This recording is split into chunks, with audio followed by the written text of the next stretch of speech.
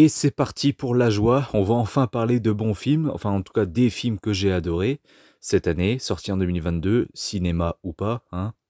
Cette année, donc comme il y a eu 12 flops, eh bien il y a 12 tops, ça marche comme ça chez moi. Encore une fois, c'est un top personnel, ça ne veut pas dire que le 7e est objectivement meilleur que le 10e, j'en sais rien. Voilà, c'est en tout cas ceux que je préfère, l'ordre que je préfère, pour les ranger. Je sais, il y a des trucs qui seront surprenants, mais merci d'écouter les raisons. Je ne vous divulgue rien et ne vous divulguez rien. Au pire, si vous n'avez pas vu le film, bah passez au numéro suivant, je m'en fiche. Mais voilà, essayez non plus de rien vous divulguer. Écoutez mes raisons, ce sera très important là cette année, vraiment, je le pense. Je vais vous demander votre indulgence, votre bienveillance, votre compréhension, parce que là, je vais me livrer pour certains trucs. Que je fais genre de mettre au pluriel, mais en fait, c'est surtout un truc. Bref. Donc là, la première catégorie, c'est de 12 à 7, au numéro 7 inclus, hein. C'est les films vraiment bien, mais pas les films de la deuxième catégorie que j'ai adoré, hein, de 1 à 6. Donc, commençons avec le numéro 12. Et surtout, avant qu'on commence, n'hésitez pas à me donner votre avis dans les commentaires, surtout si vous n'êtes pas d'accord, et bien sûr à me donner votre top de ces films sortis en 2022. Et merci à vous d'avance.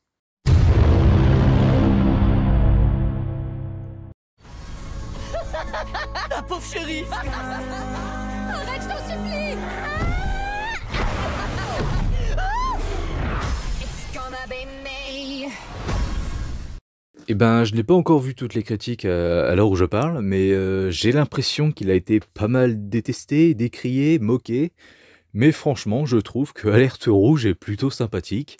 Je l'ai vu gratuitement du coup sur Disney+, je l'ai pas acheté pour le coup, mais franchement, ouais, je l'achèterai, je le reverrai, et pas maintenant parce que j'ai des trucs plus urgents à acheter, mais je l'achèterai, je le reverrai avec plaisir et tout. Je serai un petit peu plus dedans parce que je prenais des notes et parfois je mangeais.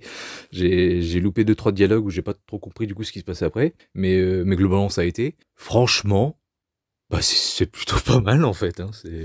Je trouve ça intéressant et tout ce qu'il a à dire sur la vie des jeunes filles, tout ça, un peu avec des parents pas très nets. Et je trouve du coup que ce film est en fait important pour tout le monde. J'allais dire pour les filles et pour certains parents, je vais y venir.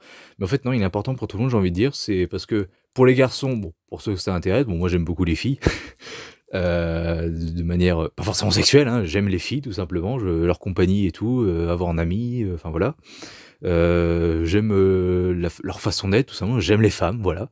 Donc du coup, un film qui me montre bah, comment sont les filles, bah moi je trouve ça cool, quoi. Et franchement, je trouve que là-dessus, si on peut y venir tout de suite, même si je sais pas ce que c'est d'être une fille, de grandir fille et tout, d'avoir si des amis filles, si j'ai eu plus d'amis filles que d'amis garçons, mais franchement, j'ai l'impression de voir de vrais gens. Déjà, ça c'est la putain de qualité du film. C'est que, hormis les trucs un peu fantastiques et tout, j'ai vraiment l'impression de voir de vrais gens, de vraies interactions, enfin, le film est bluffant de ce côté-là.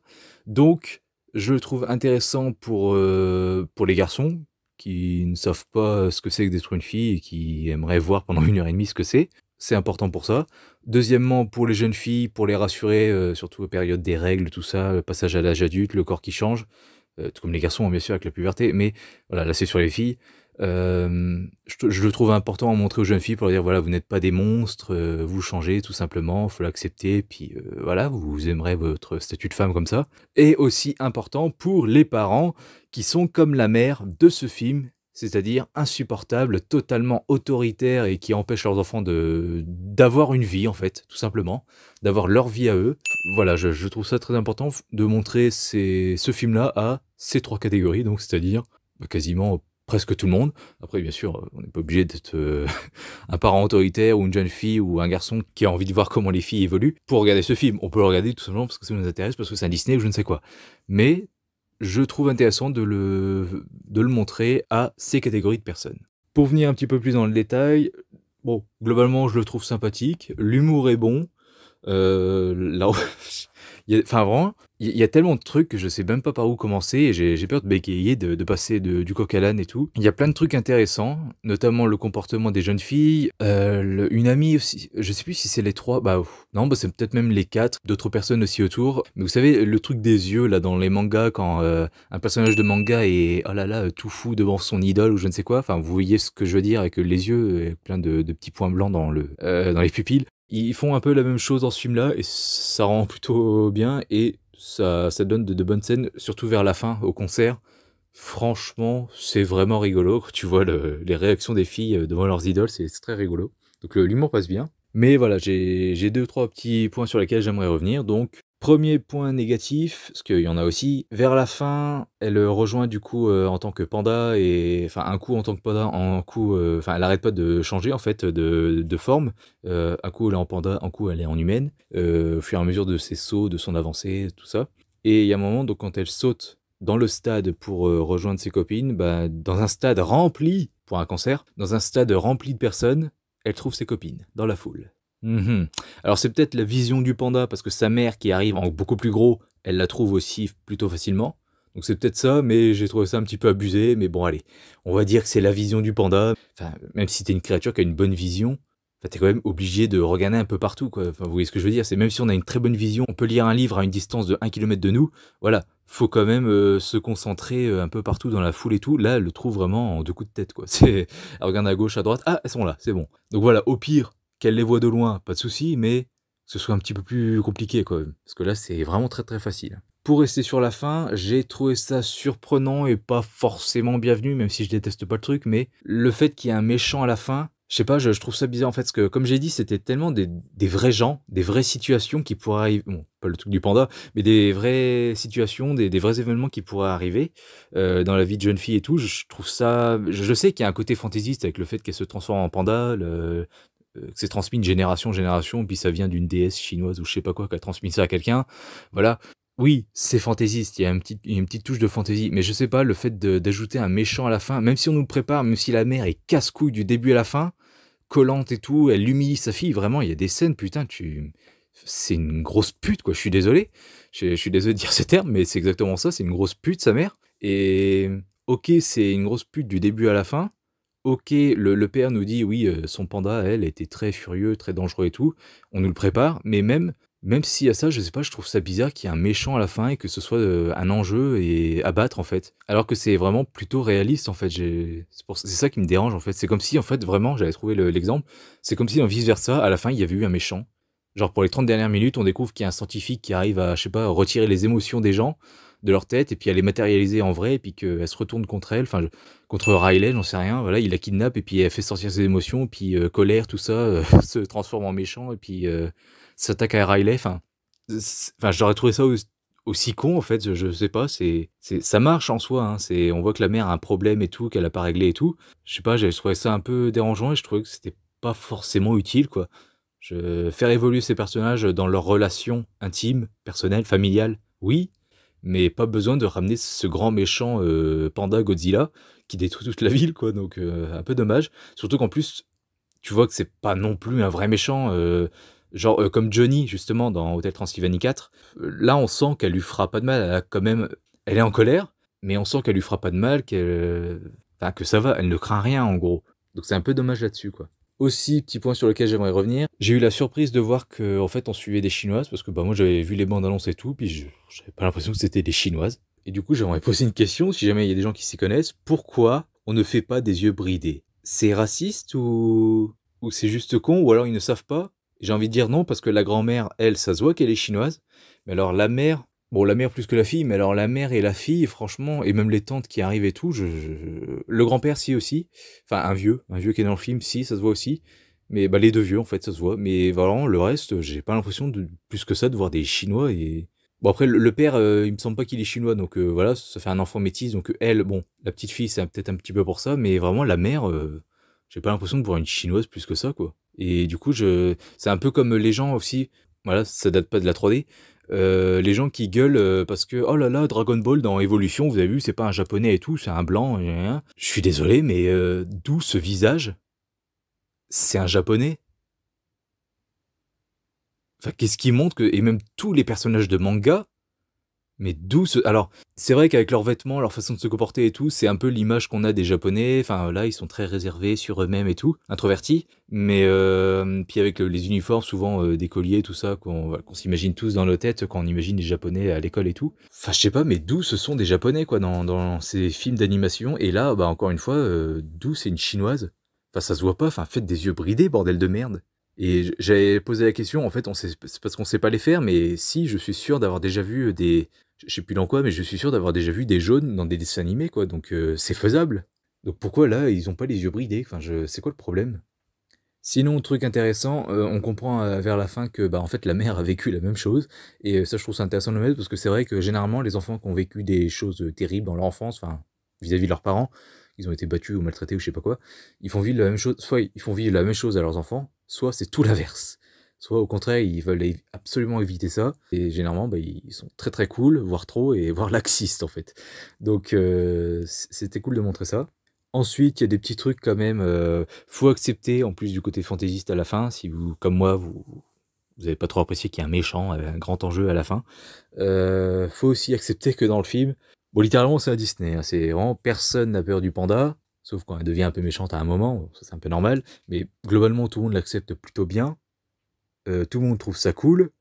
Juste vite fait, elle passe aux infos parce que c'est tout nouveau, mais il n'y a pas spécialement de retombées ou je ne sais quoi. Il n'y a pas de police qui intervient ou je sais pas quoi, ou qui enquête. Il y a que dalle, donc c'est vraiment un conte, c'est pour les enfants. C'est... on s'en fout. Voilà, clairement. Et enfin, pour terminer, du féminisme mal placé, parce qu'au début, elles présentent leur temple et tout, et ils en viennent à dire on célèbre nos ancêtres, voilà. Enfin, on célèbre pas les dieux, mais nos ancêtres. Et la petite fille ajoute et même les femmes. Oui, bah les ancêtres, connasses. C'est pas parce qu'on dit les ancêtres, un ancêtre, hein, Tiphaine. C'est pas parce qu'on dit un ancêtre qu'on parle pas des femmes. D'ailleurs, je dis Tiphaine, mais hein, Tiphaine et tous les utilisateurs de l'écriture inclusive, c'est pas parce qu'on dit un ancêtre qu'on parle que des hommes. Donc oui, bah oui, vous célébrez aussi vos ancêtres femmes, oui, oui, on s'en doute, hein, forcément, parce que nous-mêmes, on a des ancêtres femmes, donc voilà. Coco n'avait pas besoin de le préciser, hein, d'ailleurs. On le voit dans le film. Ils n'avaient pas besoin de nous le dire, c'était juste logique. Pourquoi avoir à le préciser? Même les femmes. Enfin bref. Donc voilà, enfin moi j'ai trouvé ça très appréciable et tout, je trouve ça important de le montrer, donc oui, moi je vous encourage totalement à voir Alerte Rouge. Ce sera pas le Disney du siècle avec une grande aventure ou je ne sais quoi, non, c'est sur des gens normaux, et de temps en temps ça fait du bien de voir des films sur des gens normaux. Voilà, donc moi je vous conseille Alerte Rouge, regardez-le, c'est un très bon Disney, on s'en fout, mais c'est un très bon film en lui-même, donc voilà, voilà qui explique sa place dans ce top. Numéro suivant. Loretta Sage, je vais vous sortir d'ici. Comment ça se fait que vous êtes aussi beau? Mon père était dans un boys band. Eh oh, c'est pas là-dessous que ça se passe, hein? Qu'est-ce que vous faites là-dessous?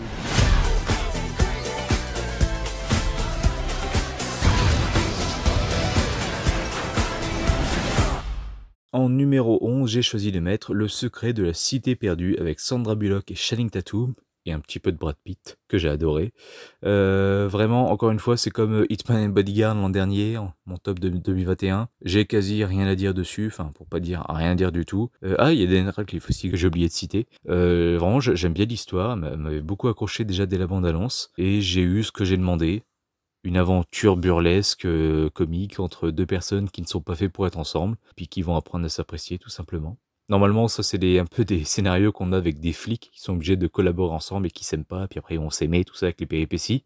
Là, c'est pas des flics, mais franchement, j'ai aimé l'histoire, les péripéties, les gags et tout, vraiment, je trouve ça très sympa, donc si vous voulez passer une bonne petite soirée, Le secret de la cité perdue, pour moi, vous divertira bien, tout seul, en couple, entre amis, on s'en fout.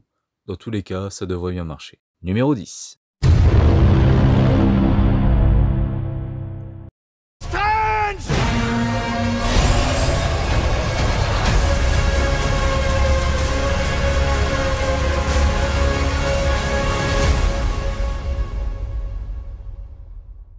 Et oui, il est plutôt bas, à ma grande surprise. Je pensais pas qu'il allait être battu par un autre film Marvel, même si en soi je l'espérais. Voilà, j'ai fait une vidéo de 30 minutes dessus, donc j'aurais pas des masses de choses à dire non plus. Globalement, je l'ai revu. Ce que je peux dire, déjà, c'est le 4K est très très beau. Vraiment, je ne suis pas déçu. Le truc un peu chiant, c'est qu'il est pas vide, comme un certain Spider-Man No Way Home, qui traite notamment aussi du multivers.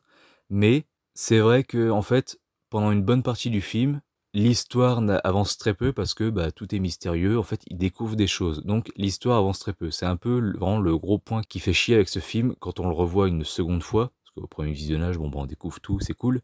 Mais ouais, dès le deuxième visionnage déjà, on peut se dire ça quoi. Le mauvais point, c'est que le film passe moins bien parce que, bah, tu sais déjà tout ce qu'il découvre et comme j'ai dit, voilà, ça a un petit peu du mal à avancer.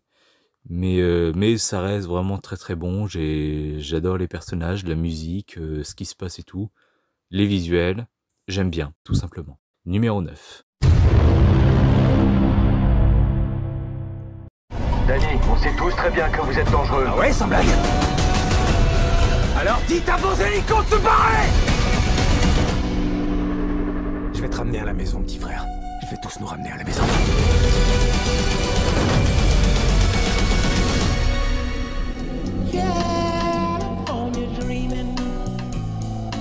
Et là, c'est con parce que pour le numéro 9, bah, c'est un film que je n'ai pas critiqué cette année parce que j'ai pas pu le voir au cinéma. Merci Macron.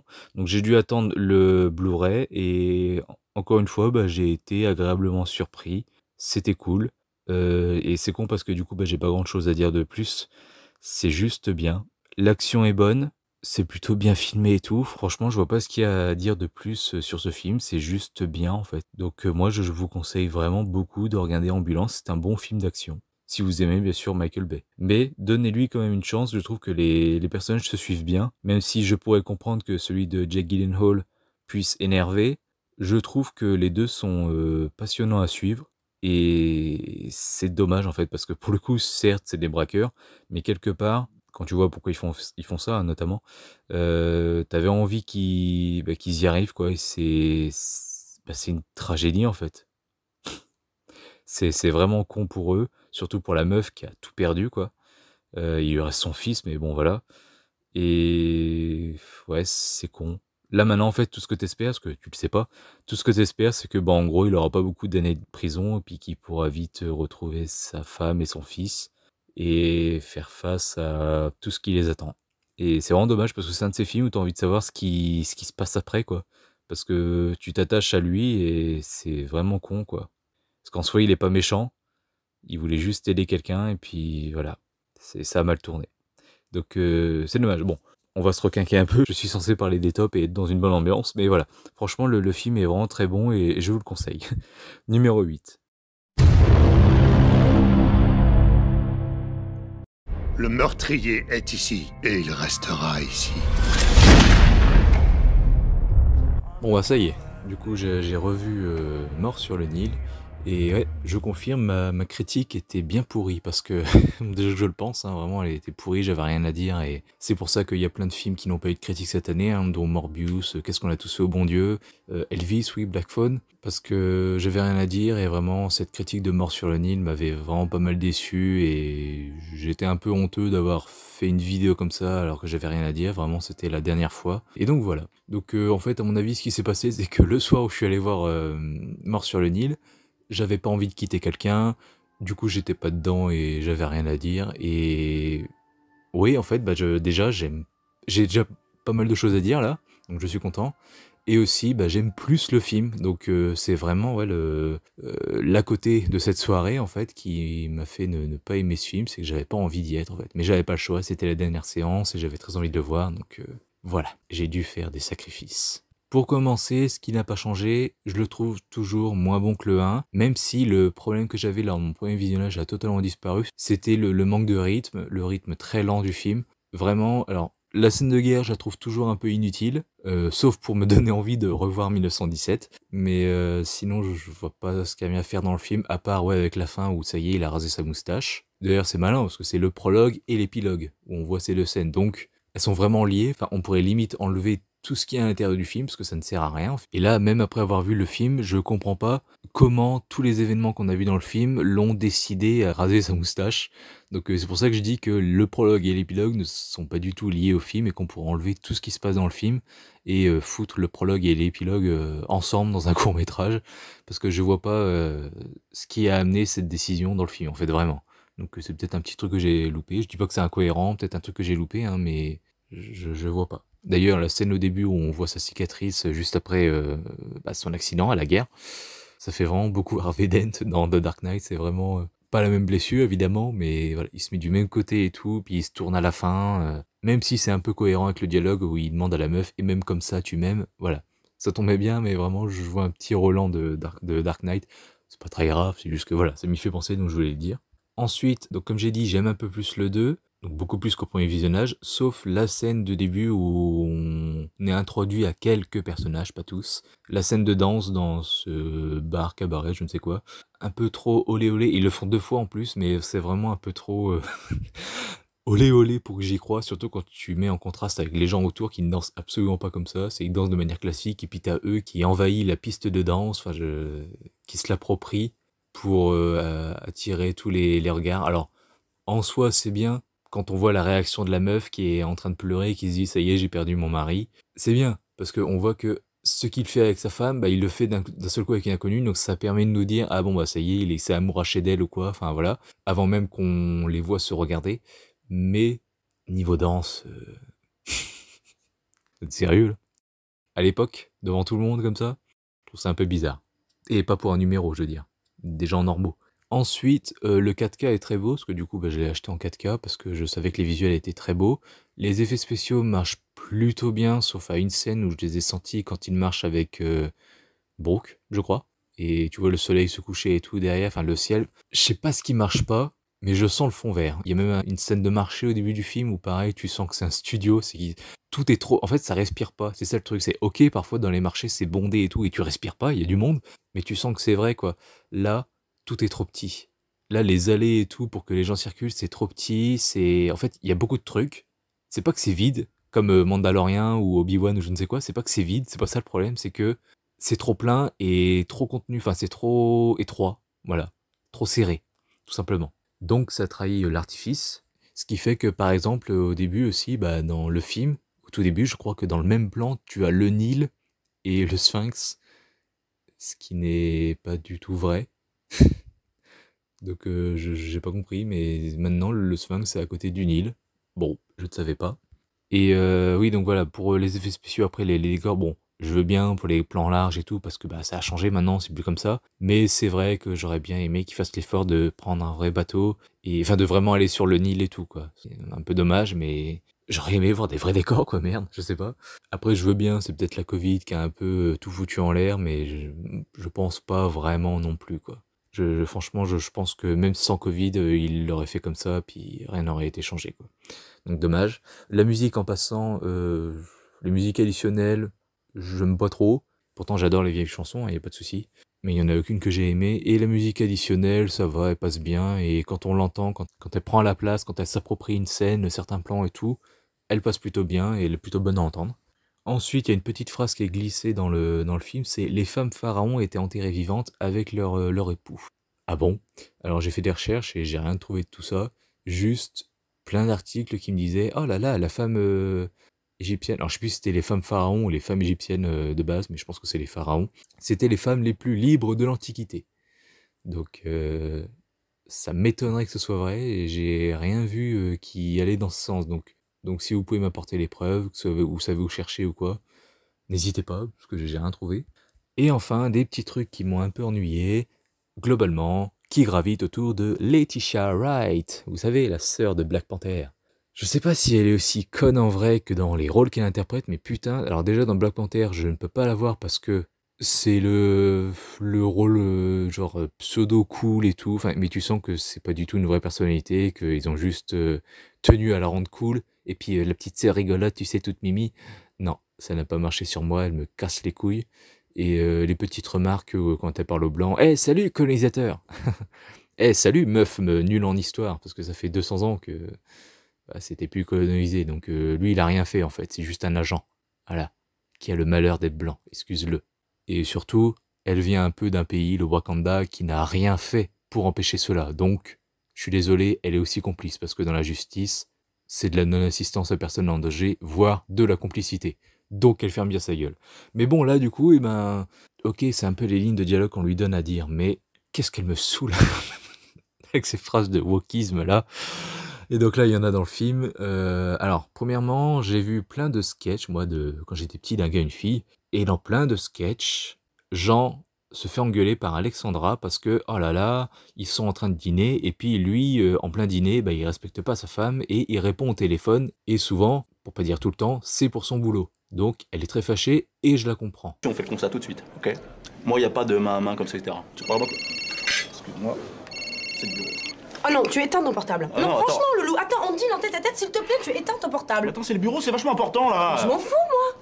Attends, j'ai lu dans Femme Plus que les hommes d'affaires éteignent leur portable pendant leur déjeuner. Oui, ok. Tu éteins pas ton portable, toi, pendant Si, le je déjeuner l'éteins. d'affaires? Alors Si. tu fais pareil avec moi. Attends, tu me respectes? Et là, bah quand c'est l'inverse, l'homme doit juste fermer sa gueule. Voilà. Là, on voit une meuf, du coup, qui... Alors, un peu malgré elle aussi, on lui ramène les contrats en plein dîner, mais bon, c'est elle qui choisit de les lire et tout, alors qu'elle pourrait les mettre de côté, et puis dire au mec, bah vous attendrez, et puis voilà. Non, bah du coup, là, le mec lui dit clairement, tu vas pas me mettre les contrats à la figure et tout, enfin qu'on n'y passe pas une heure, et du coup, bah Letitia Wright débarque comme ça, là, elle était dans le fond, puis là, elle dit, attends, tu m'as toujours dit qu'une femme était libre et tout, pour faire ça comme les hommes, voire mieux, évidemment, hein, bien sûr, et tu vas pas changer d'avis, là, pour un mari. Et donc du coup, bah, qu'est-ce qu'elle fait? Bah, elle reprend les contrats, et puis elle se met à les lire, et puis voilà.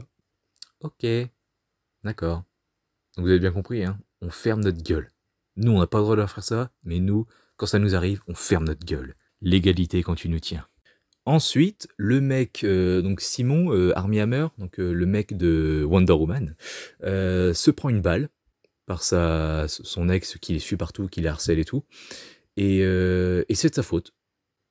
On vit dans une société où l'on condamne une soi-disant culture du viol, où il faut croire absolument et sans preuve toutes les personnes se présentant comme victimes de quelqu'un, bon, surtout les femmes quand elles se présentent victimes d'un homme, et il faut surtout pas les culpabiliser. Bon, ça je peux comprendre, du genre, ah ouais, elle a été violée, mais t'as vu comment elle s'habille? Voilà, tout ça, c'est pas bon. Et là, si un mec qui subit une femme jalouse, qui les harcèle et qui les suit partout avec sa femme et tout, se prend une balle, c'est de sa faute. Parce qu'en fait, il dit, j'aurais pas dû la provoquer. Bon, je comprends ce qu'il veut dire, même si c'est totalement légitime. Je veux dire, après ce qu'ils vivent et tout, c'est totalement légitime qu'au bout d'un moment, il pète un câble, surtout qu'il la touche pas, il la frappe pas ou quoi. Il dit juste, tu ne reverras plus jamais, puis voilà, c'est tout. Et là, on lui dit, ouais, bah, tu l'as peut-être bien mérité celle-là. Et bien sûr, c'est Letitia Wright qui lui dit ça. Donc, on peut mériter une balle. C'est ce que nous dit le film. On peut mériter une balle. Voilà. Donc, si vous voulez tirer sur quelqu'un, bah, trouvez une bonne excuse, et puis voilà. Ce sera de sa faute à lui. Voilà, voilà. Et enfin, un truc que j'aime pas aussi, c'est que, ok, s'il veut mettre de la diversité, je m'en fous en soi, mais faut aussi que ce soit cohérent. Parce que soit tu fais un monde où en 1920, tout le monde est égaux et pas de soucis, on accepte ce monde comme ça, soit tu mets de la diversité et tu montres que cette diversité était opprimée et mal vue, rabaissée, je ne sais quoi. Sinon, c'est pas cohérent. Si tu fais les deux ensemble, c'est pas du tout cohérent. Parce qu'il y a un moment, bah, en fait, on découvre qu'il y a des femmes lesbiennes dans ce film. Et ok, si tu veux, sauf qu'à l'époque, Hercule Poirot n'aurait pas dit ce qui vous a réuni, c'est l'amour. Non, il aurait dit c'est la perversion, la perversité ou je ne sais quoi. Enfin, c'est le vice. C'est quelque chose comme ça, quoi. Donc, ok, il est ouvert. Ça ne veut pas dire que tout le monde est ouvert, je suis d'accord. Mais à ce moment-là, vous voyez ce que je veux dire, quoi. C'est comme les femmes noires qui sont à aucun moment rabaissées ou je ne sais quoi par leur couleur de peau. Alors qu'elles nous le disent, hein, elles-mêmes. Elles nous disent, ouais, si je devais tuer tous ceux qui respectent pas les noirs, et ben tous les pays seraient jonchés de cadavres de femmes blanches. Donc d'un côté, on nous dit que ces personnes sont opprimées, détestées, mais on nous le montre pas. Là, clairement, dans ce qu'on voit, ils sont égaux, tous. Ils s'entendent tous bien. Il n'y a aucun souci. Donc c'est pour ça que je dis qu'on ne peut pas faire les deux en même temps. C'est soit ils sont opprimés, et voilà, c'est plutôt réaliste et tout, soit tu nous dis dans ton monde, bon bah dans ton film, dans le monde de ton film, ils sont tous égaux et tout, pas de souci. Et là, ok, on accroche, on se dit, bon bah c'est pas comme nous, c'est un monde parallèle, où tout va bien. Mais les deux ensemble, ça marche pas, c'est pas du tout cohérent. En revanche, ce que j'ai apprécié, c'est que dans cette scène de guerre au début, on voit des soldats noirs, et ce qui est vrai, et je dis chapeau à Kenneth Branagh d'avoir montré ça, parce que bah, les États-Unis ont tenu à effacer les soldats noirs des photos et tout, des clichés, donc bravo à lui. Bon, il est pas américain, il est anglais, mais merci à lui. Donc voilà, hormis ces petits problèmes-là, il reste inférieur au premier, mais j'ai quand même apprécié, c'était plutôt bien, enfin surtout au second visionnage. Heureusement, je lui ai redonné une chance. Sinon, ça aurait juste été mitigé hein, si je l'avais pas revu. Donc voilà, très content de cette surprise, entre guillemets, le fait que j'aime un peu plus. Donc voilà, numéro suivant.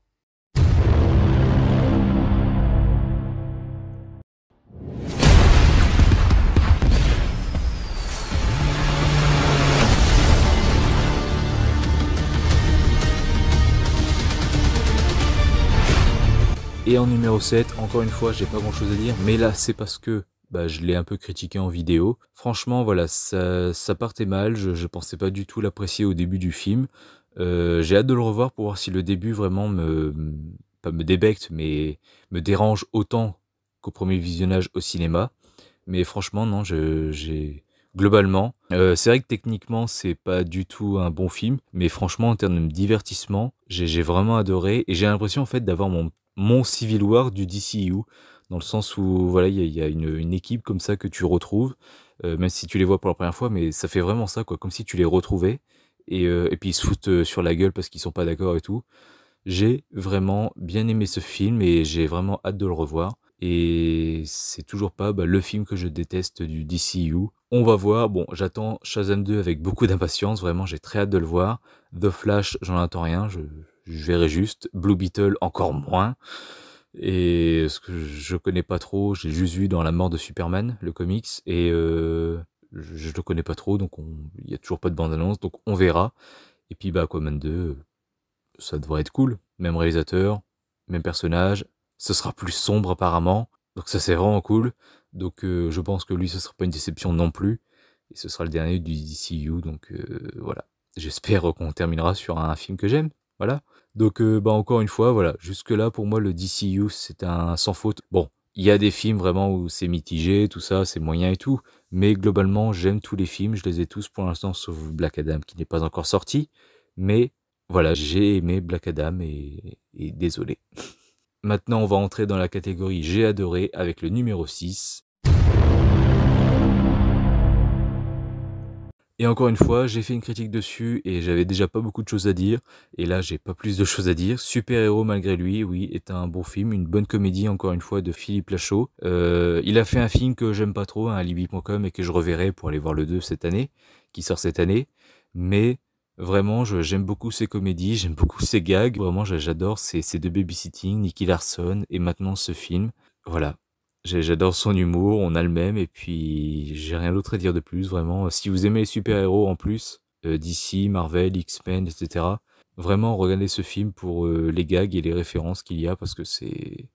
Quand t'aimes ces trucs-là, c'est juste très rigolo, et satisfaisant d'avoir la référence, bien sûr, mais c'est juste très rigolo, quoi, ce qu'il fait avec tout ça. Donc...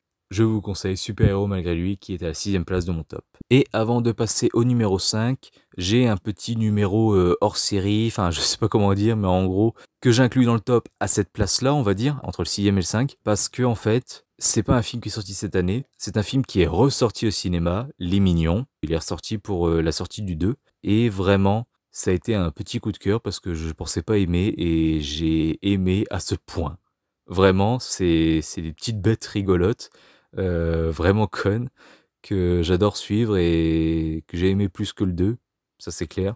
Mais j'ai vraiment apprécié mon visionnage du film, et c'est le meilleur pour moi de toute cette série Mignon, Moi Moche et Méchant, tout ça. C'est celui que je préfère de loin. Les autres c'est vraiment moyen plus, et j'ai toujours pas vu le 3. C'est le dernier qui me reste à voir. Et oui, voilà, Les Mignons, je le placerai du coup donc en 6ème place s'il était vraiment inclus, mais du coup voilà, c'est entre le 6ème et le 5ème. Les Mignons a été une bonne surprise pour moi, et je pensais pas être à ce point marqué par le visionnage de ce film. Vraiment, j'ai vraiment beaucoup adoré, c'était très rigolo et j'ai adoré le voir, tout simplement. Donc c'est parti pour le vrai numéro 5.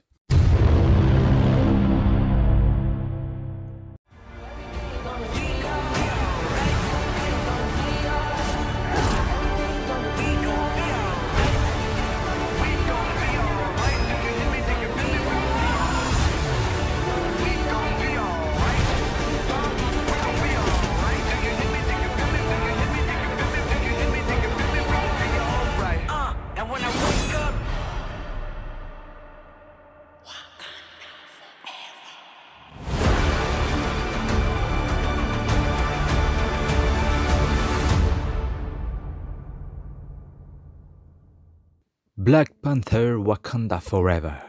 Pardon. Wakanda Forever. Voilà, je dis comme dans les bandes annonces. Et ce qui est d'ailleurs bizarre, parce que le titre Wakanda Forever est beaucoup plus gros sur les affiches que Black Panther. C'est un peu la même qu'avec les Animaux Fantastiques. C'est exactement la même chose. Donc c'était rigolo. D'ailleurs, c'est un peu dommage que... En soi, je comprends, c'est pour pas perdre des entrées, mais c'est dommage que Marvel n'ose pas faire des titres comme ça sans le nom du héros. Genre, ils auraient pu faire Civil War, hein, pour moi. Je veux dire, c'est un arc important des comics, ils auraient pu l'appeler tout simplement Civil War, hein, dire Captain America. Ok, c'est celui qu'on suit, c'est celui qui fait les décisions, qui choisit d'aider Bucky, tout ça, enfin, Bucky est lié à lui, etc. Mais, enfin, je sais pas, ils sont tous, enfin, tous, non, mais ils sont beaucoup à être pas mal importants dans ce film, donc c'est un peu con. Et donc là, pareil, plutôt que de se faire chier à l'appeler Black Panther, alors qu'il est mort, et que pendant 1 heure et demie, il n'y a pas de Black Panther, ils auraient dû l'appeler pour moi Wakanda Forever. J'en reviens pas, j'ai fait 1 minute sur le titre déjà, alors que c'était pas du tout prévu d'en parler, là c'était de l'impro. Bref, je l'ai revu, donc j'ai pas mal de choses à dire, il y a des choses qui ont changé par rapport à mon premier visionnage, je l'ai vu que 2 fois, hein, du coup au cinéma. Première fois VF et la deuxième fois VO. Il est à cette position parce que il est génial, voilà. J'étais pas à fond dedans déjà dès le premier visionnage, c'était plus en y repensant et surtout en retournant le voir une seconde fois avec quelqu'un d'autre. Et ouais, là, je me suis rendu compte que j'avais été con une semaine plus tôt. Et enfin, que j'avais eu un jugement un peu trop hâtif, ou je sais pas, c'était un mauvais jour, j'en sais rien. Mais voilà, il est à cette place parce qu'il est très très bon. Et comme je l'ai revu, je vais pouvoir vous dire tout ce qui a changé. Parce que oui, j'ai pris des notes cette fois-ci. Donc j'ai des choses à dire. Déjà, j'avais dit dans ma vidéo que la musique était nulle et que globalement, à part les thèmes qui revenaient, en termes de composition, il n'y avait rien d'intéressant. Ça, c'est toujours vrai, mais j'ai aussi dit que même les musiques additionnelles, il n'y en avait aucune que j'avais retenue. Ça a changé. Il n'y en a que 2 pour l'instant, il faut que je réécoute aussi la BO pour voir. Mais là, déjà, de ce deuxième visionnage, je retire la musique Con la Brisa, qu'on entend pendant que Namor fait visiter Talocan à Shuri, compliqué tous ces noms, et celle du générique de fin, donc celle de Rihanna, il me semble. Voilà. J'aime au moins ces 2 chansons-là. Donc c'est cool. Petit point négatif, pour chipoter, je déteste ce truc, donc c'est pour ça que je tiens à le dire. Il y a un moment où on nous fait le coup du « il faut que je te dise quelque chose », et là, mon Dieu, il se passe un truc. Et donc là, c'est la scène où Shuri et sa mère, Angela Bassett, dont j'ai oublié le nom, sont en train de parler autour du feu vers le début du film, hein, vers 20 minutes, et Angela Bassett dit à sa fille Shuri, d'une manière un peu dramatique, « il faut que je te dise quelque chose ». Et là, il y a les éléphants qui crient au loin, ils font un bruit de trompe, je sais pas comment ça s'appelle, mais voilà, ils crient, ils font du bruit, donc ça les surprend, et là, Namor arrive, et du coup, elle peut pas lui dire son truc. Et je déteste ce truc du « faut que je te dise un truc, mais oh là là, il se passe quelque chose, et du coup, je peux pas t'en parler maintenant », et puis voilà, suspense, suspense. Je déteste cette mécanique. Et en plus, ça me fait me demander, c'était quoi ce truc? Parce que, à part le fait que T'Challa ait eu un fils, je vois pas ce qu'elle aurait pu lui dire d'autre, et en soi, je pense oui que c'est ça, mais c'est comme je dis, hein, la façon dont elle le dit, c'est vraiment un peu trop dramatique pour que ce soit ça en fait pour moi. Parce que vraiment, vu comment elle le dit, j'ai l'impression qu'après elle va dire « En fait, T'Challa, c'était pas ton frère. » Tum tum tum. Alors que, je sais pas, T'Challa a un fils. Enfin, je sais pas, c'est pas dramatique, c'est ok, c'est... Il a déjà 5 ans au moins, puis elle le sait pas, elle était pas dans la confidence, mais... Voilà, oui, c'est un peu dur à dire, mais pourquoi le dire comme ça? Enfin, c'est quand même bizarre. Et donc voilà, entre ça, puis le fait, la mécanique cliché dont je vous ai parlé, là, j'aime pas vraiment ce dialogue-là. Ensuite, j'aimerais mettre en avant un petit peu la mise en scène, parce que ce que j'ai apprécié, c'est qu'ils ont trouvé un moyen, en fait, alors sans doute, qui rend le tout moins attractif et qui a moins plu aux gens, j'en sais rien, je suis pas dans la tête des gens, mais... J'ai trouvé qu'ils s'étaient bien débrouillés avec le fait que Aquaman est sorti déjà 4 ans auparavant et qu'en gros il les a devancés par rapport à Namor, tout ça.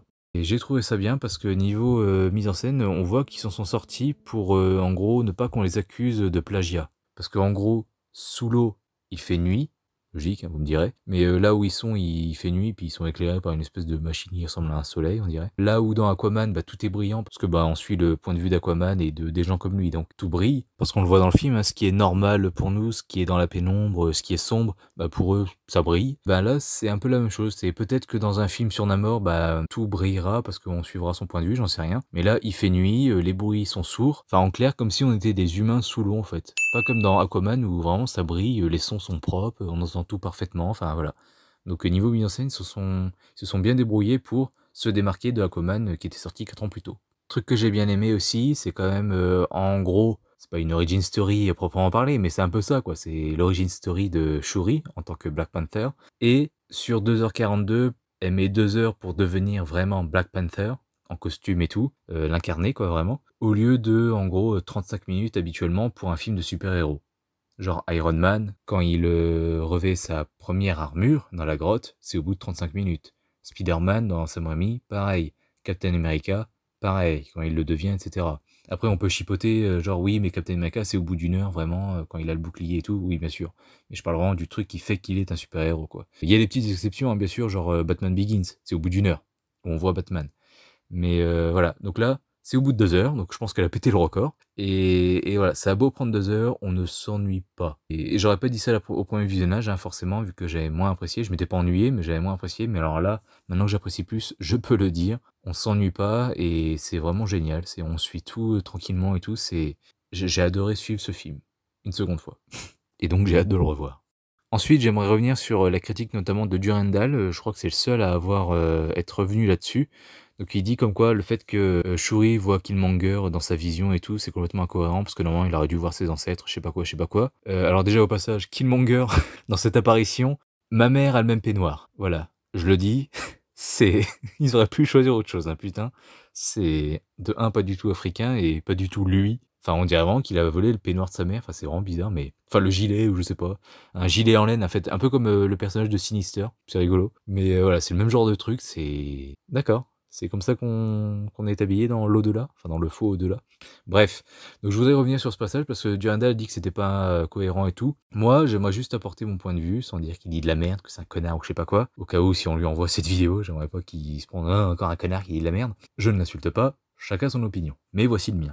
Moi, au contraire, ça ne m'a pas surpris et j'ai plutôt trouvé ça cohérent parce que faudrait quand même bien se rappeler que la toute première phrase qu'on entend de ce film, c'est Shuri, dans un ascenseur, qui dit « Bast, je t'en supplie, guéris mon frère, et je ne douterai plus de toi. » Déjà là, elle a tout dit.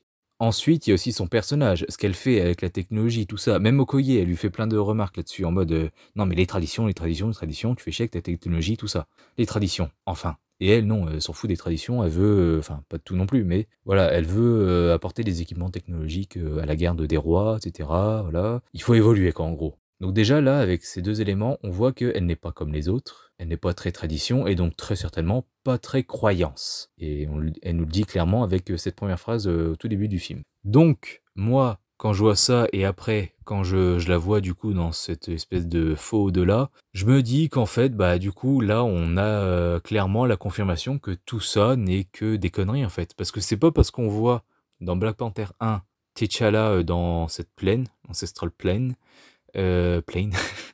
C'est pas parce qu'on le voit par là avec son frère, son père et tout, et pareil pour Killmonger, que c'est vrai. Pour moi, c'est un peu, en fait, je rapproche ça des gens qui ont survécu à la mort, qui ont fait les expériences, là, je sais plus comment ça s'appelle. Il y a un acronyme, mais j'ai oublié. En gros, les approches, enfin, les expériences qui te font approcher de la mort. Et ils disent tous la même chose. Oui, j'ai vu une grande lumière blanche. Ah oui, j'ai vu un grand tunnel avec une lumière blanche au bout. Enfin, voilà, une espèce de tunnel, bien sûr, avec une lumière blanche au bout. J'ai vu un proche ou je sais pas quoi. Pourquoi? Parce que bah, c'est ce qu'on nous dit tous depuis qu'on est né. Quand on meurt, il y a le paradis ou l'enfer pour les méchants. Et quand on meurt, bah, on voit une grande... Alors qu'on ne le sait pas, hein, on n'a pas de preuves, mais c'est ce qu'on rabâche à tout le monde. Quand on meurt, il y a une lumière blanche, etc., etc. Puis voilà. Et bah pour moi, c'est à peu près pareil. On nous dit, on a dit au Black Panther à chaque fois, bon bah, tu vas boire ça, on va t'enterrer, et puis hop, tu auras une vision et tout qui te permettra de parler aux ancêtres, pour je ne sais quelle raison. Et puis bah du coup, c'est ce qu'ils ont imaginé en étant en transe à cause de la boisson qu'ils ont bu, tout simplement. Sauf que, bah, Shuri, elle, n'y croit pas. Et donc, bah, quand elle a bu ça, bah, son cerveau a fait je ne sais quoi, et puis pendant qu'il était en transe à cause de ce qu'elle a bu, là, de l'herbe cœur, elle s'est imaginé des trucs, quoi. Mais évidemment que non, qu'elle n'a pas vu Killmonger. Évidemment que non, que T'Challa n'a pas vu son père dans le 1, par exemple. Enfin, moi, c'est comme ça que j'interprète, et c'est comme ça que bah, je trouve le tout cohérent, quoi. Et je sors pas ça de mon chapeau, parce que Durandal l'a déjà dit pour certaines vidéos, je sais plus lesquelles, mais en gros, on dirait des fans de comics qui disent non mais on peut expliquer ça comme ça ou je ne sais pas quoi. Je fais pas ça. Là, je me sers clairement des arguments des films. Je veux dire, j'ai expliqué comment était Shuri, etc. Et je l'ai comparé à des trucs vrais, des expériences faites dans notre vie à nous. Donc, c'est pas pour excuser le film. Au contraire, moi, c'est juste que je trouve ça cohérent, quoi. Donc, on peut dire que j'ai raccordé les wagons à ma sauce, j'en sais rien, mais enfin, moi, j'ai pas de problème particulier. Je trouve ça logique, en fait. C'est tout. Mais bon. Faites-vous votre propre opinion là-dessus, hein, n'hésitez pas à me dire si vous trouvez ce que je dis c'est de la merde, mais bien sûr, faut apporter les arguments parce que voilà, faut me dire bah c'est de la merde ce que tu dis parce que et expliquer parce que je vois pas en fait. Enfin moi c'est comme ça que je me l'explique et c'est vraiment logique en fait. Hein. Vraiment c'est j'ai pas cherché ou quoi pendant 1 heure. Alors comment je pourrais expliquer ça? Enfin déjà au visionnage du film, bah, j'avais pas de soucis et quand Durandal a parlé de ça dans sa vidéo, bah je me suis dit bah enfin le problème s'est posé à moi, mais du coup je me suis dit bah ouais mais non en fait. Et puis du coup bah j'avais déjà mon explication quoi. C'était logique, limpide.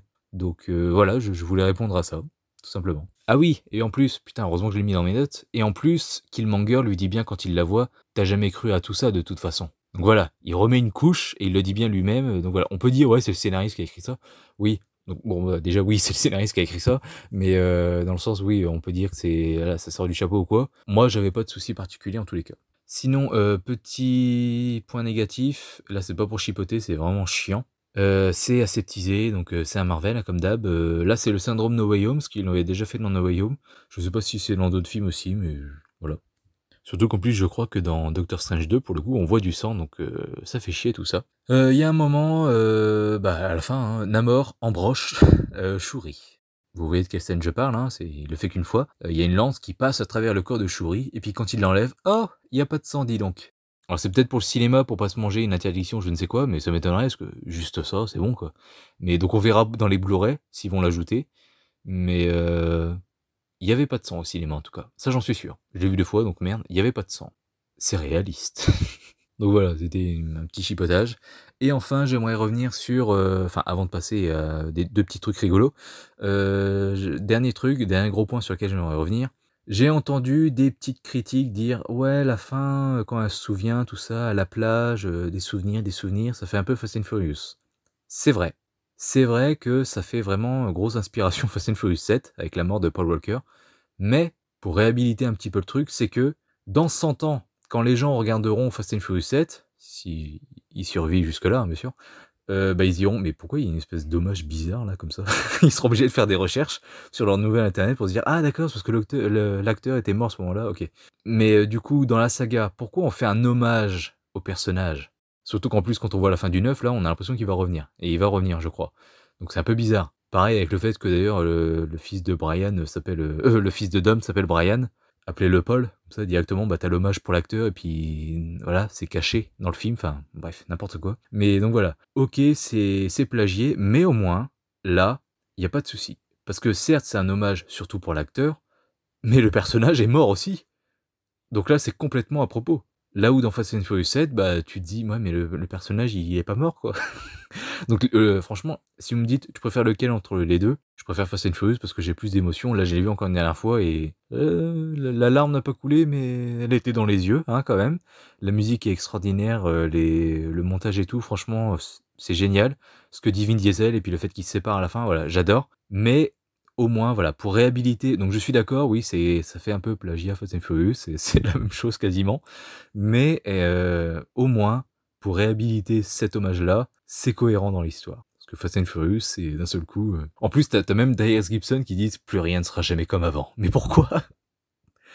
Il est pas mort, enfin, vous pourrez toujours aller venir le voir, ouais, il sera plus avec vous dans vos coups, là, mais vous pourrez toujours le voir, quoi. Donc voilà, je voulais juste réhabiliter un petit peu cette scène-là. Mais voilà, elle est quand même touchante et tout, et je pense que dans de futurs visionnages, ça pourrait m'arracher une petite larme comme pour Fast and Furious 7. Sinon, 2 petites pensées rigolotes que j'ai eues dans mon second visionnage. Déjà, alors je sais plus ce que c'est, parce que j'ai juste écrit le nom comme ça, mais je crois que c'est le nom de... Ah non, c'est Talocan, du coup, la ville. Bon, je sais plus, mais du coup, Namor parle d'un truc qui s'appelle Kukulkan. Et du coup, dans un film qui est à fond pour les Noirs, la cause africaine et tout, enfin je ne sais quoi, enfin la cause des Noirs surtout, parce que la cause africaine, non pas du tout, mais la cause des Noirs surtout aux États-Unis, j'ai trouvé ça rigolo qu'ils mettent un truc qui s'appelle Kukulkan avec 3 K dedans, dans le nom. Vous voyez à quoi je fais allusion, je pense. Donc voilà, c'est une petite blague de merde qui m'a fait sourire, voilà, c'est un petit pet de mon cerveau qui m'a dit tiens, ça fait penser à ça, c'est rigolo. Dans un film pareil, c'est rigolo. Et ensuite, donc la deuxième fois, je suis allé voir avec ma copine, et vous savez, le moment où Okoye et Shuri essayent de rentrer en contact avec, comment il s'appelle, Everett Ross, pendant qu'il est en train de faire son petit jogging dans la forêt, donc elle le contacte avec un tout petit objet volant miniature, quoi, un mini drone, et ma copine en voyant ça, elle a fait Ant-Man. Je fais mais non, c'est elle. Et du coup, voilà. C'était un petit truc rigolo, voilà, qui s'est passé pendant la projection.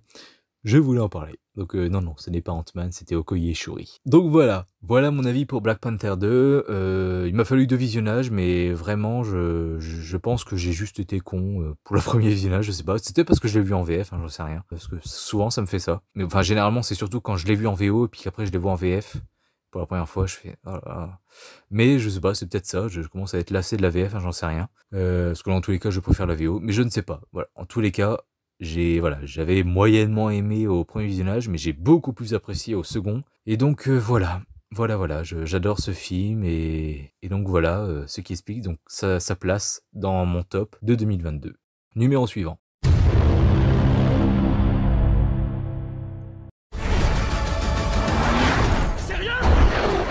L'échauffement.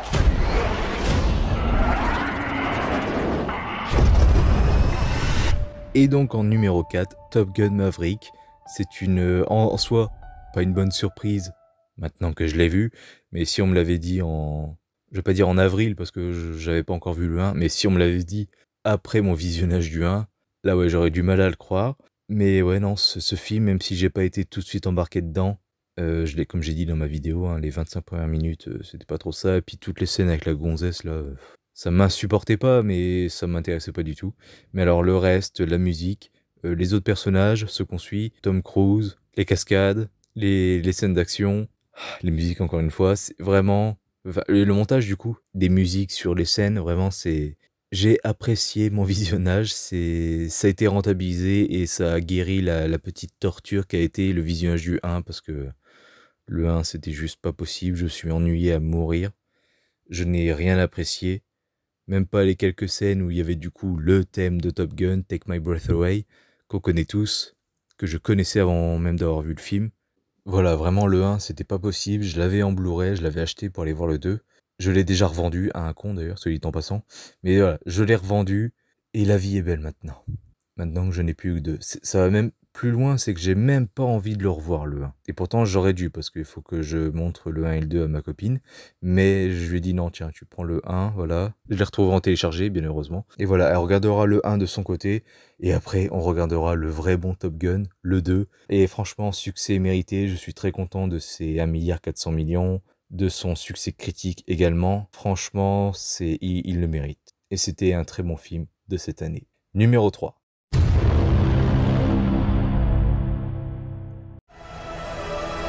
C'est ici notre maison. J'ai besoin de te savoir à mes côtés. J'ai besoin que tu sois forte.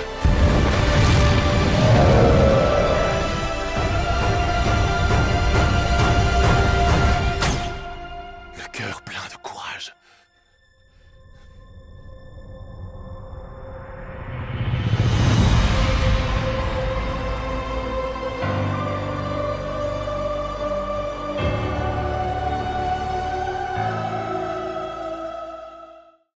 Alors là au moins c'est bien parce que je peux me venger un petit peu, parce que je regrette de l'avoir mis si bas dans mon top Cameron, hein, que vous pouvez voir à la fin de ma critique. Il est en 6ème place sur 9.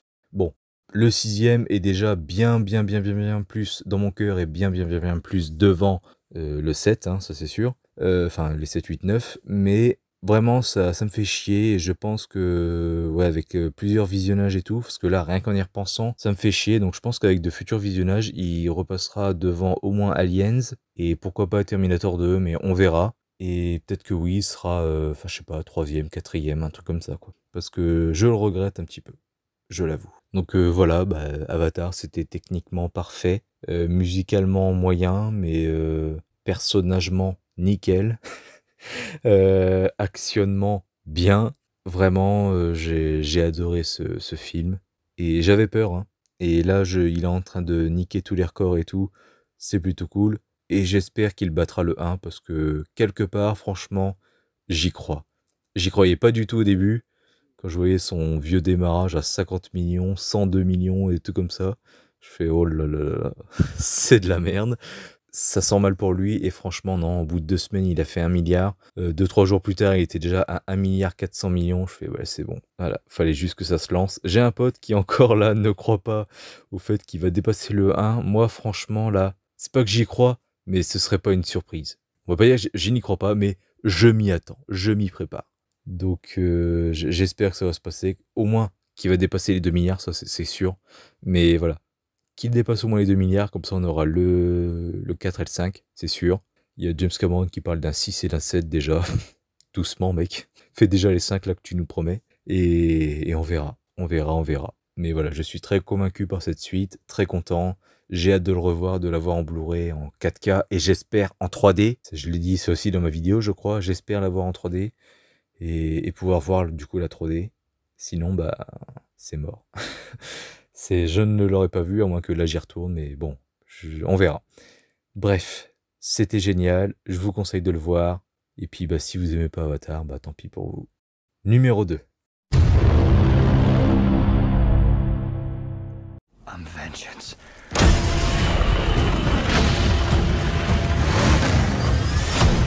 Whoa! This guy's crazy!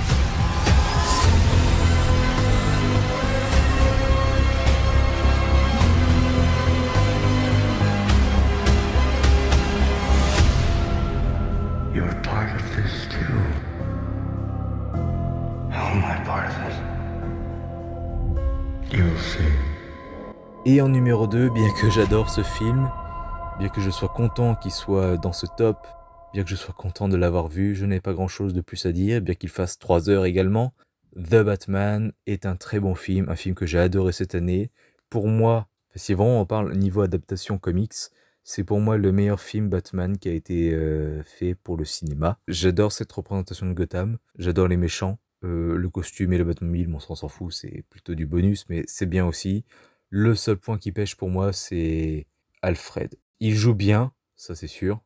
C'est pas une surprise et voilà. Mais je sais pas, c'est les... Même si j'ai rien contre la tête d'Andy Serkis, là c'est sa tête qui me revient pas en fait. Je trouve qu'en tête d'Alfred, ça ne passe pas. Mais bon, il le fait bien au moins, c'est déjà ça. Et oui, j'ai aimé la musique aussi d'ailleurs, qui est vraiment géniale. Un bon gros coup de cœur pour ce film, vraiment. Mais pas plus que le numéro 1, qui va en fâcher certains, qui va tous vous étonner. Je n'en reviens pas moi-même, mais franchement, ne vous arrêtez pas à l'affiche que je vais afficher, écoutez bien. Pourquoi je l'ai mis en numéro 1? Là, vraiment, c'est les émotions qui ont joué. C'est pas du tout la qualité du film, et on va y venir tout de suite. Numéro 1. Au-delà de nos différences, des coups de gueule, des coups de sang, à force d'échanger nos silences. Maintenant qu'on est face à face, on se ressemble 100%.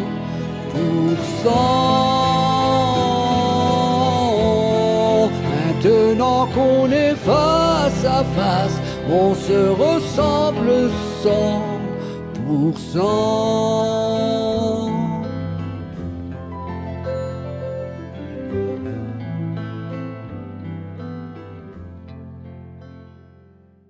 Je sais. Ce n'est pas un meilleur film, objectivement parlant, et même subjectivement parlant, comme vous voulez. Ce n'est pas un meilleur film que The Batman. Ce n'est pas un meilleur film que Avatar. Ce n'est pas un meilleur film que Top Gun. Ce n'est pas un meilleur film que Black Panther. Ok. Je le sais.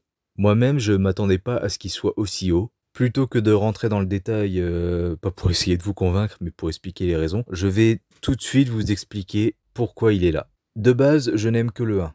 Quand j'ai vu le 2 à sa sortie, c'était en téléchargé, je n'avais pas plus aimé que ça, vraiment. Et en fait, là, je les ai revus, le 1 et le 2, le 8 avril, si ma mémoire est bonne, pour ensuite aller voir le 3 le 9 avril. Je n'étais pas tout seul, car pour la première fois depuis longtemps, j'étais en couple, et disons que, voilà, petit indice, ce film nous concerne un petit peu. Ce film parle de nous. Donc je les ai revus, le 1 et le 2, avec elle, j'ai apprécié, j'ai même plus apprécié le 2.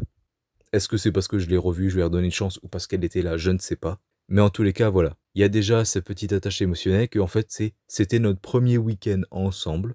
On a découvert cette saga ensemble. Je sais pas si ça représente autant pour elle, mais pour moi, le fait que ce film parle de nous, et que ça parle d'amour, d'acceptation, de tolérance et tout ça, Là, pour la première fois, ce film a résonné en moi comme... Enfin, ce film, cette saga, ces films-là, ont résonné en moi comme jamais, tout simplement parce que bah, j'ai été concerné. Donc oui, niveau émotion, bah, ce film m'a beaucoup, beaucoup touché.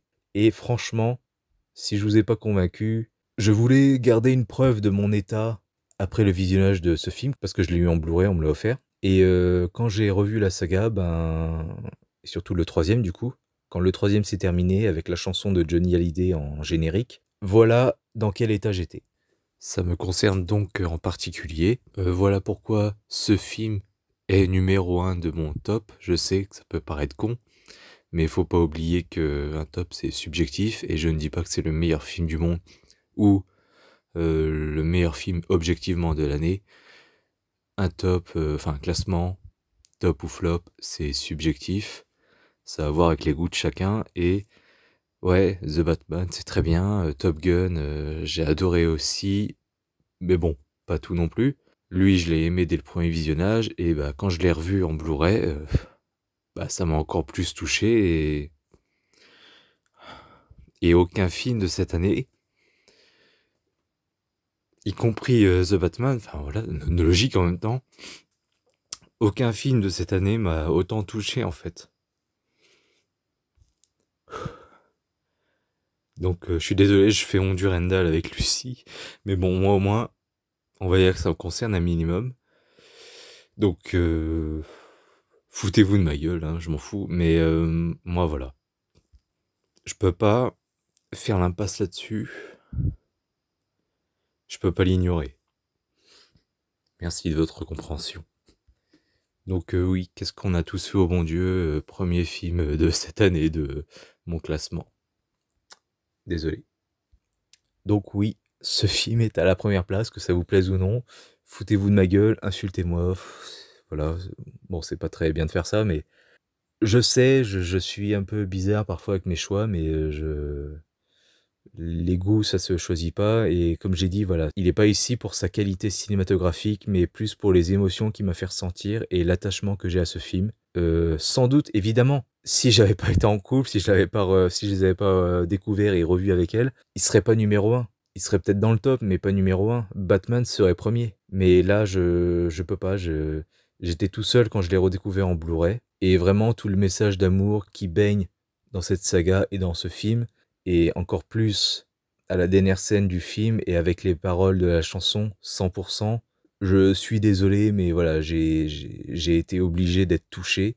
Et tout simplement, bah oui, voilà, si un jour on me traite de, je sais pas, de traître à ma race, j'en sais rien, par des racistes, bon, ce serait plus aux États-Unis, mais bon, ça m'étonnerait pas, enfin, ça pourrait être possible aussi en France. Mais voilà, si on m'insulte de traître à ma race, parce que je sors avec une personne qui a pas la même couleur de peau que moi, qui ne va pas du même pays que moi, bah je m'en fous, c'est ma fierté, j'en suis content, et j'emmerde ces sales cons.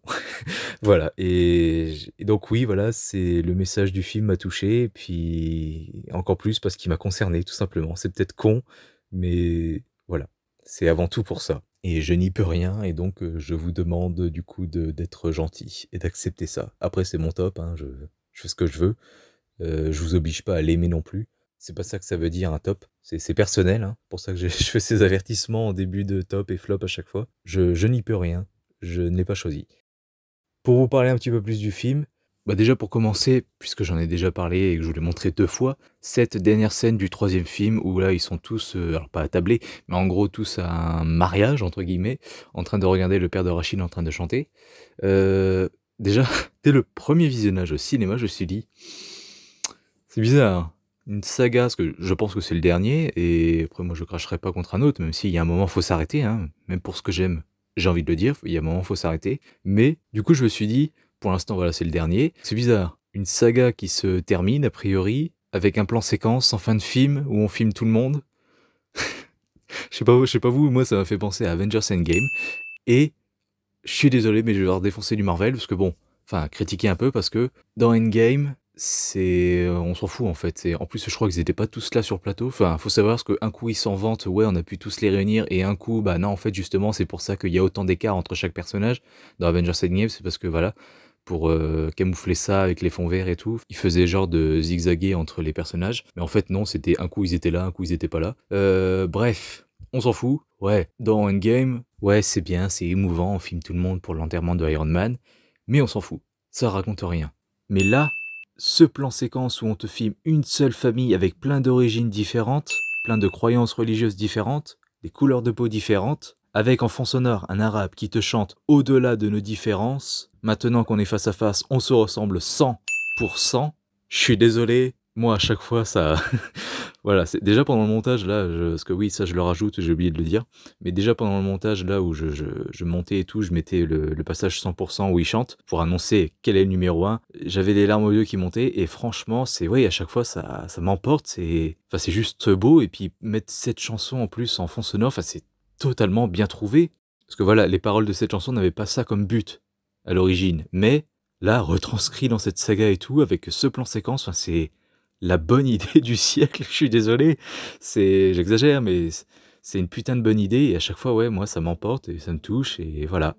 Ensuite, pour vous parler du reste du film, d'autres choses, je suis plutôt dégoûté, parce que avant, du coup, donc j'étais pas tout seul, et avant d'entrer dans cette salle de cinéma, avant même d'y aller, je me suis dit, bon allez, je vais pas me faire chier avec des notes, je vais découvrir tranquillement le film, et puis je reprendrai mes notes après, vite fait. Sauf que j'ai oublié, alors non pas le visionnage du film, mais j'ai oublié toutes les choses intéressantes que j'avais à dire parce que putain, j'avais noté plein de trucs devant le film et je suis dégoûté parce que vraiment, je vous jure, j'avais des choses intéressantes à dire dessus, des choses que j'avais remarquées qui étaient vraiment bonnes et tout sur le film, mais je vous jure, même en le revoyant, impossible de m'en rappeler et je suis vraiment dégoûté. Ce dont je me souviens, c'est qu'en gros, ouais, chaque personnage a son petit truc et tout, mais bon, ça c'est un peu comme dans tous les films. Et voilà, franchement, je suis vraiment dégoûté parce que je pourrais pas plus vous en parler. Là, c'est vraiment de l'émotion. Je pourrais pas vous citer des bons points. Et vraiment, ça me fait chier parce que je savais que j'avais plein de choses à dire, mais impossible de m'en souvenir. Et les quelques choses que j'avais réussi à noter vite fait, en fait, parce que voilà, j'essaie d'écrire au plus vite quand je suis au cinéma pour pas déranger les autres. Et pour pas passer pour un connard qui est toujours sur son téléphone, déjà, c'est surtout pour ça. Mais, et pour pas manquer beaucoup de choses du film. Et du coup, en fait, j'ai pas compris ce que j'ai noté. Dans le sens où, en fait, c'est des trucs hors contexte, et du coup, j'ai oublié ce que ça voulait dire.